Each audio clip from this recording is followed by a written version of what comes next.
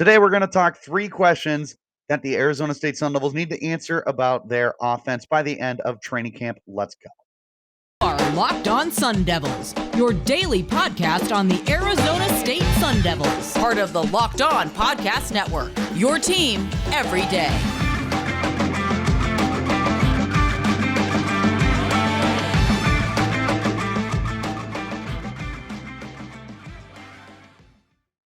And welcome back to this edition of the Locked On Sun Devils podcast. My name is Richie Bradshaw, and I will be your guide for everything Arizona State Sun Devils. Thank you guys so much for making us your first listen of the day. Remember, we are free and available on all platforms, including YouTube, if you would like to check us out in a visual platform. But wherever you do get those podcasts, make sure that you hit like and subscribe and turn on those notifications so you get an update every single time we post new content. If you do like content, make sure you're following me on Twitter at RichieBrats36. Follow the podcast as well at LO_Sun Devils and follow at All Sun Devils for all the content that I'm pushing out all the time for everything Arizona State. There is no excuse for you guys to not be in the loop with all of that material at the palm of your hands. I've got a bunch of questions that I need answering to by the end of training camp for the Arizona State Sun Devils. There's 3 in particular that stand out to me, but before we hop into those 3, I'm going to throw a bunch of questions that I have because there really are more than just 3 that stick out to me. The first one, how involved is the tight end going to be? I mean, between Messiah Swinson and Jalen Conyers, I feel like you've got 2 pretty athletic guys that I would love to see you get a little more involved in the offense. And I think that there's a lot of potential with these guys. But you did have an athletic specimen in Curtis Hodges last year that you didn't use. So I just don't know how much the team is going to want to use the tight end. But with that in mind, you don't really know what's going on with your receiving core. You've got a brand new guy coming in Cam Johnson, and you've got 2 unknowns with Andre Johnson and Brian Thompson, who last year combined for 25 receptions. It's and behind them, you like the potential of like Elijah Badger. You're hoping Chad Johnson Jr. can finally step into his own. There's a couple other guys as well, but there's a lot of uncertainty with Ricky Pearsall and LV Bunkley Shelton and Johnny Wilson and Jordan Porter all leaving via the transfer portal this offseason alone. So do you want to get the tight end more involved if that's the case? I'm not really sure what they want to do there. Another question, left tackle. Are you gonna end up going with Emmit Bohle? And shout out to the family, the Bohle family, for reaching out to me on Twitter, uh, saying that they love the podcast and telling me how to properly pronounce it. So that's Bohle. So is it going to be him or is it going to be Isaiah Glass? You want to see if Glass can really start to come into his own because he is very light right now. He's at 280 according to the team's website. He needs to add on quite a bit of weight if he wants to be able to play left tackle, at least 20 pounds. He's got to get to that 300-pound range. But let's say he does. Do we see Isaiah Glass on the field like sooner rather than later? Because Bohle, I believe, only has this year of eligibility remaining. I'm not sure. I'm curious what they do at left tackle. Running back, I feel like we can kind of ask what the role of Deontay Elliott is going to be, what the role of Tevin White is going to be. The other guys there, George Hart, because we're very aware that Daniel Ngata and Xavier Valade are going to get the majority of the carries, but what about the guys behind them? Basically bringing everything together that I'm wondering here into my first question. What is the identity of this offense going to be? I feel like we have a very good idea that it is going to be run heavy. But with that in mind, how do you want to incorporate the passing game? Are you going to go to such a run heavy offense that it feels like you're running on 70 to 80% of your downs? Because you do have a mobile quarterback, you've got 2 really good running backs. You've got running back depth too. You have an offensive line that is pretty accustomed to running the football. It would make sense to want to run the ball a lot. But another thing that would factor into that is all the uncertainty that you have with your pass catchers, not just the receivers, but the tight ends. There is upside there. As you are aware, if you listen to this podcast, I am a Cam Johnson supporter and believer. I think that Cam Johnson is destined for a very good season with the Arizona State Sun Devils and potentially career if he does end up using both of his years of eligibility to stay with the Sun Devils in 2022 and 2023. I think he can be very, very good for us. I'm hoping that Brian Thompson can get back to what he was doing at Utah when he was a 20 yards per reception guy. And I'm hoping that Andre Johnson can be a more consistent player on the offense and catch more than one of his 3 targets a game and turn it into chunk plays and touchdowns. Everyone is hoping that Chad Johnson Jr. can finally step up. The rest of the guys as well. The tight ends I just brought up, I like Conyers, I like Swinson.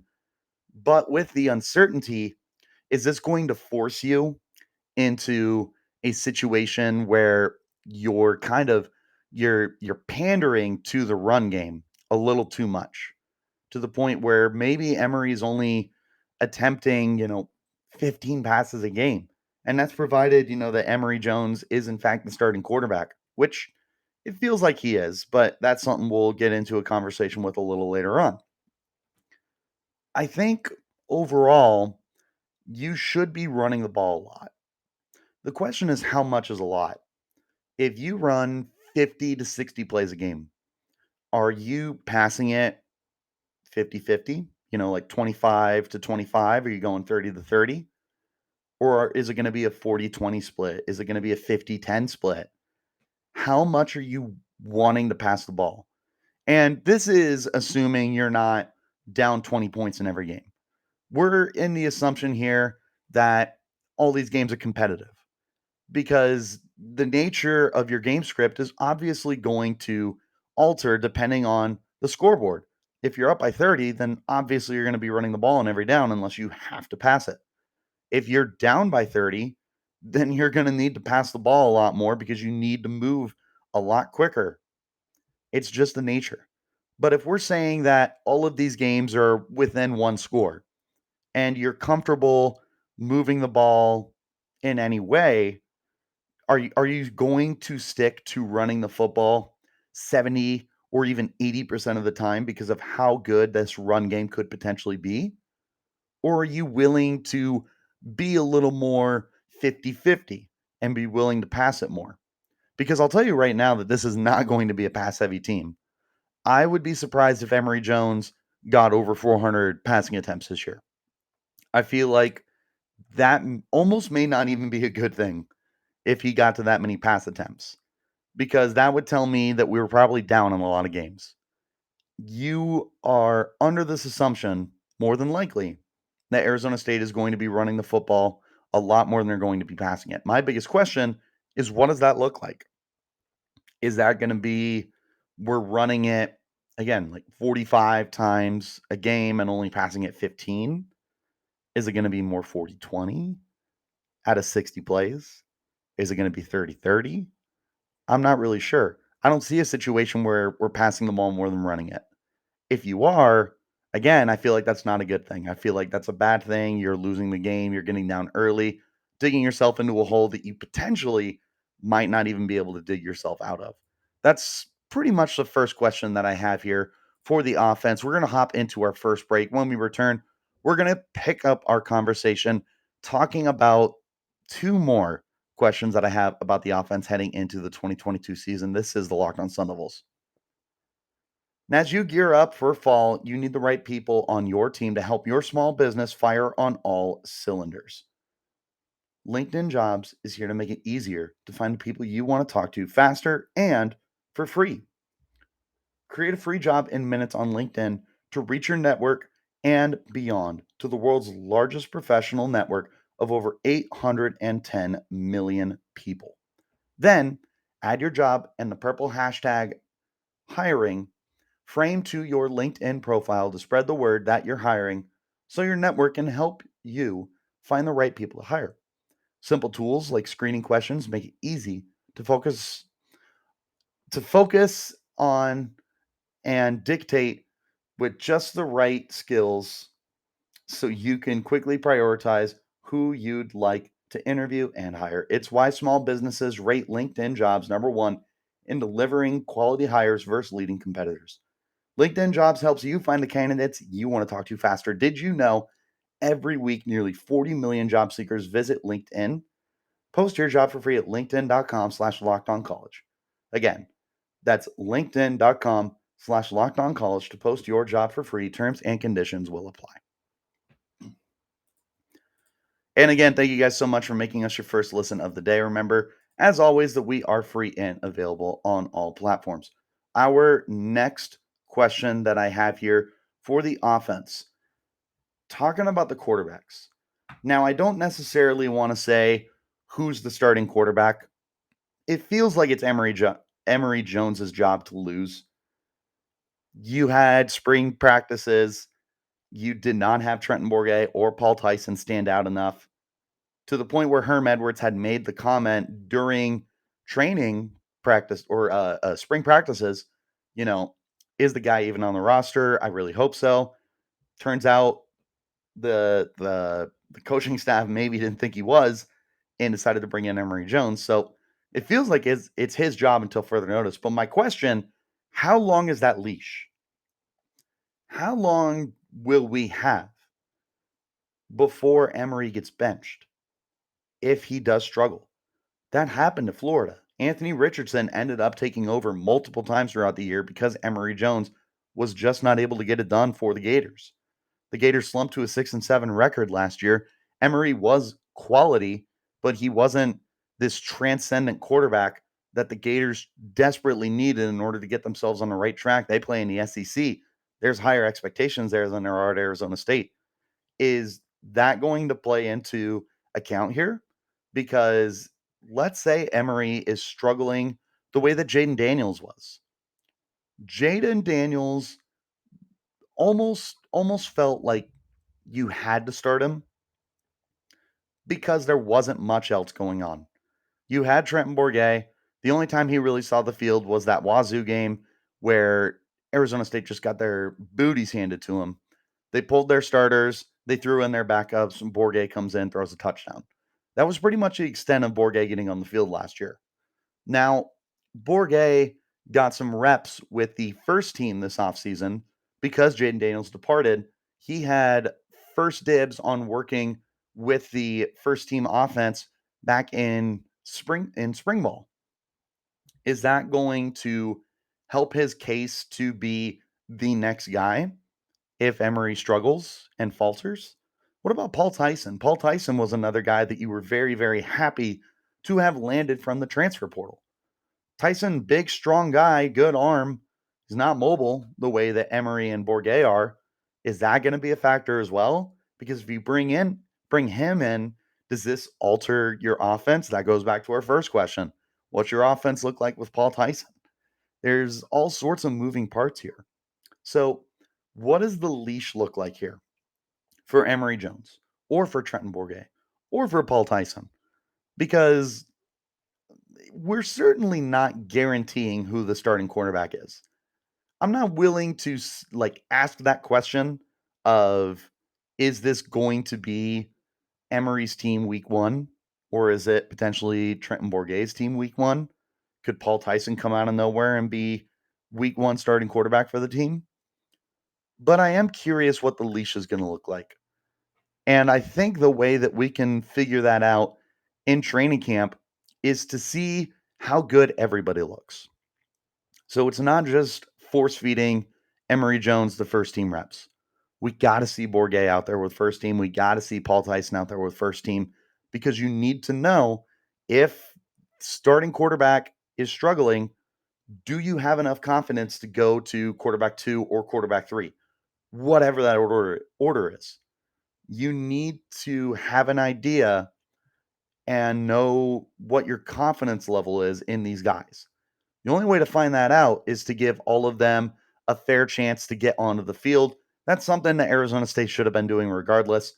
But again, in order to answer this question, you need to know how confident are you with everyone on the roster entirely?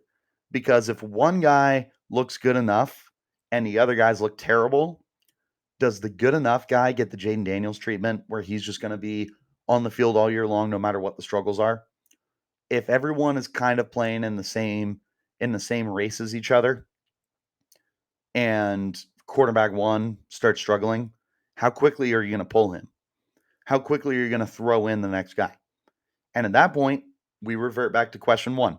What's the offense look like? What's your run to pass ratio? What's your confidence level with everything? These two questions, in my opinion, definitely go hand in hand with each other. And it's not something that will entirely be answered during spring camp, or not spring camp, during training camp, but it is something that we need to have a better idea on and figure out how we're going to handle this situation moving forward. We're going to go ahead and hop into our final break. When we return, I got one more question that I need solved by the end of training camp. This is the Locked On Sun Devils podcast.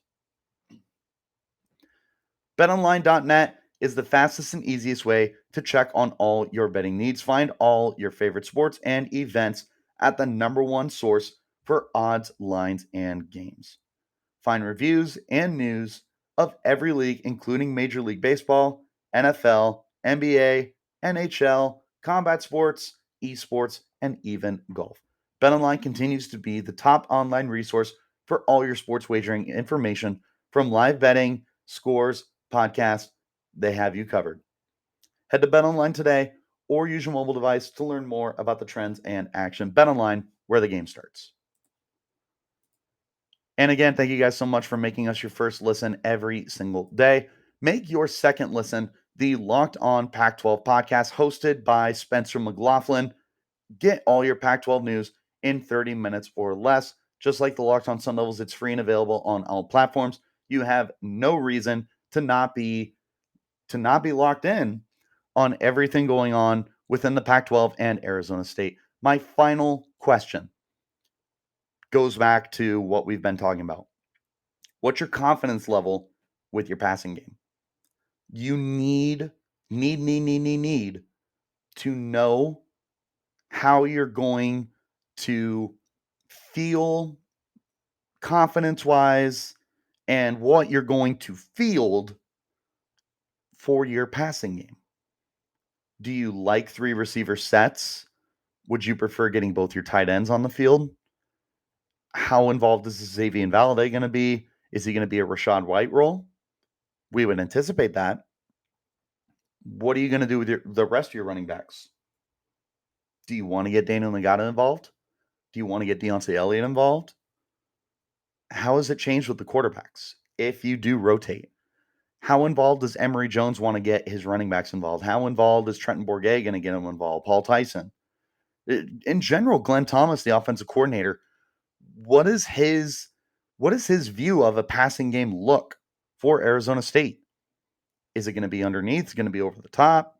Is it going to be balanced in between? We're going to get those questions figured out. But the biggest glaring question is, what is your confidence level with what you have to work with? We all know that Cam Johnson is capable of being a volume guy. He has 120 catches over the last 3 seasons for the Vanderbilt Commodores. That's not exactly an offense that's putting in NFL talent. He's going to a much better situation, better quarterback, better offense, better guys across from him. Brian Thompson, how do you want to use him? Is he going to be over the top like he was at Utah? Are you going to have no idea what to do with him like last year? What about Andre Johnson? Can he finally be consistent and not be the 1 to 2 catches a game guy? How do you feel about the guys who haven't gotten involved? How do you feel about Elijah Badger, who has shown that ability to take the top off of defense? Chad Johnson Jr. Can we trust him? I don't know. How do the Sun Devils feel about their pass catchers and the tight ends too? I like Jalen Conyers. I think he can be, in a worst case scenario, what Curtis Hodges was for you a year ago. I believe that Messiah Swinson can be that post-up guy in the end zone. He's 6'8". Throw to him like he's Shaquille O'Neal. Just throw the ball up as high as you can within reason, and Swinson can probably come down with it. Your confidence level in these guys is also going to determine how much you want to throw the ball, which goes back to question 1. If you trust these guys, then yes, you may be able to go to a 50-50 approach. You may feel like you can balance the offense out a little more and that you don't have to strictly depend on running the ball every single down. If you don't trust these guys, then this isn't feasible in any way, shape, or form. But do you take the Army Navy approach where you throw the ball 10 or fewer times a game and just run triple option and, this, that, and the other kind of situation with the offense? I mean, what do you want to do with your passing game? It is all going to be dependent on how much you trust these guys. They're veteran players at this point. Andre Johnson is a redshirt sophomore. He's been with the team 3 years. Uh, Brian Thompson is a grad senior at this point. He's been with the program 2 years, but this is his sixth season in college.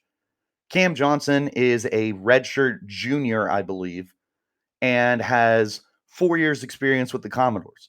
So you've got a lot of seasoned guys at this point who should be able to finally step up. If they do, can you throw the ball 30 times to 30 rushing attempts? Is it going to be a 50-50 percentage split on your run to pass ratio? And then depending on who you trust, is the offense going to be a little different from last year? Are you going to get the tight end involved a little bit more than you were? I don't know, but it needs to be answered because these questions all relate to each other. It all goes back to my first question. How is the offense going to look? Are you going to be run heavy or pass heavy? Well, you may be run heavy if it's Emory Jones. You may be a little more 50-50 if it's Trenton Bourguet. And you may be really pass heavy if it's Paul Tyson. Well, now looking at the passing game, how much do you trust these guys? Because if you trust them quite a bit, then you wouldn't feel as worried about having to go to Paul Tyson if the other guys struggle. Goes back to question number 2. What's the leash on these guys? Because if they struggle, and you had to go to Paul Tyson, who needs to throw the ball a lot, do you trust your guys enough? Or do you just have to run the ball with your 2 running backs and hope that you don't need Paul Tyson to be rolling out of the pocket? If you trust your receivers enough, are you going to run more play action and RPOs with Emory Jones or with Trenton Bourguet?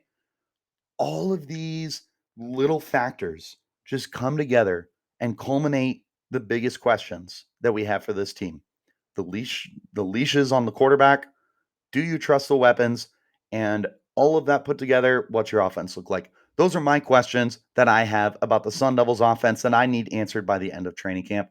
But that does go ahead and wrap up this edition of the Locked On Sun Devils podcast. So, again, thank you guys so much for making us your first listen every day. Remember, we are free and available on all platforms, including YouTube, if you would like to check us out in a visual platform. But wherever you do get those podcasts, make sure that you hit like and subscribe and turn on those notifications so you get an update every single time we post new content, which is Monday through Friday, by the way. If you're on Twitter, follow me at RichieBrads36. I'm posting content all the time for the Sun Devils, both for the podcast, which you can find at LO_Sun Devils, and for Sports Illustrated's All Sun Devils page, which you can find at All Sun Devils. If you follow all three, you're going to be in touch with everything that's going on with the Sun Devils, as this is going to be a very interesting season. But until tomorrow, when we check back in with the 3 burning questions I have for the defensive side of the ball, you keep it locked right here on Locked On Sun Devils.